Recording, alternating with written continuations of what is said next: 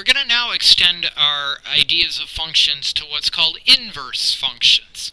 If you think about in your previous years, like inverse operations mean opposite operations. The same thing is true of functions. An inverse function is kind of the opposite. And how we make the inverse of a function is very easy.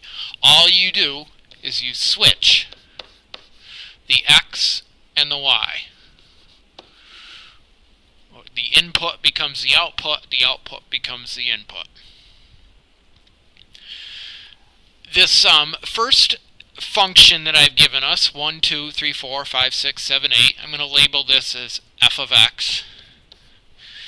If I want to make the inverse of that, I'm just going to take my first point, 1, 2, and turn it into 2, 1. My next point was 3, 4.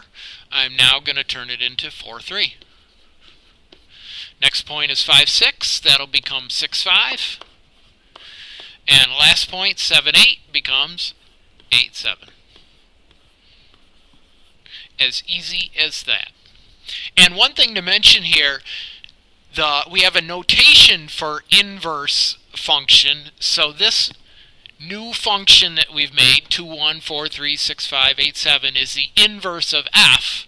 And how we write that is f of x with a little negative 1 up in the corner of the f. That negative 1 represents the inverse of f.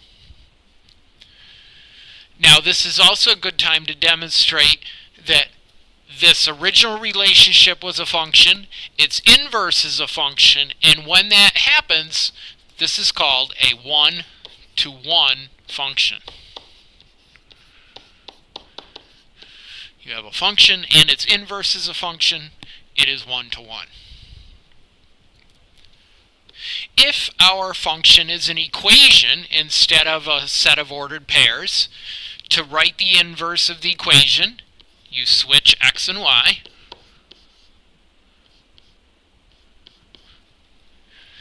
and then solve for y. We'll demonstrate that with these two functions down below, g of x and h of x. Starting with g of x, if I want to switch the x and the y, I don't see any y. Well, that's because g of x is the same thing as y. And there's my y that I can switch out with my x, so it'll become x equals 5y plus 2. And now I need to make this y equals. So I'll have to subtract 2 from both sides. X minus 2 equals 5y. And dividing by 5 will make x minus 2 all over 5. And if I want to be really fancy, since this is the inverse of the g function, instead of having a y there, I can put g of x with a little negative 1 up in the corner. So the inverse of g is x minus 2 over 5. And also notice here, y equals 5x plus 2 is a line, which passes the vertical line test. So this is a function. And x minus 2 over 5 is also a line, which is also a function. So our original function is a one-to-one function as well. With the h function, I'm going to replace h of x with a y. And then I'm going to switch out my x's and y's. And now solving for y, I'm going to add 6 to both sides. So it'll become x plus 6 equals y squared. And to get rid of the square, we will square root both sides, which will leave us y equals, be careful here, plus or minus the square root of x plus 6. Here is our h function, a nice parabola. I'm going to graph up the inverse, plus or minus square root of x plus 6. And notice the inverse is not a function, so our function h is not a one-to-one function. Now, I don't want to have to write the equation every single time and graph it to decide whether something is a one-to-one function.